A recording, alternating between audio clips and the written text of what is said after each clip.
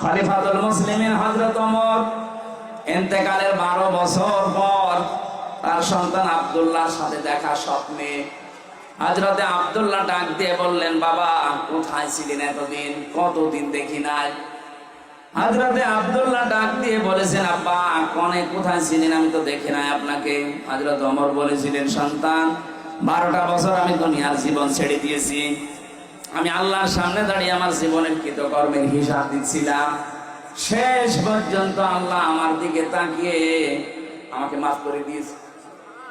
এই আয়াতের তাফসীর পড়তে গিয়ে পেয়েছি, আল্লাহ পাক যদি কিয়ামতে কাউকে ইচ্ছা করে যে তাকে মাফ করে দেবে, মনে করেন আমাকে, সেলিম রেজা ভাইকে, এই মানুষগুলো শাহিন ভাইকে যদি আল্লাহ মনে করে আমি মাফ করে দেব, একটা কুদরতের চাদর দিয়ে ঘিরে নেবে। আগে লক্ষ কোটি কোটি মানুষের সামনে থেকে তার হাতটা ধরে নিয়ে এসে চাদর দিয়ে ঘিরে ফেলবে।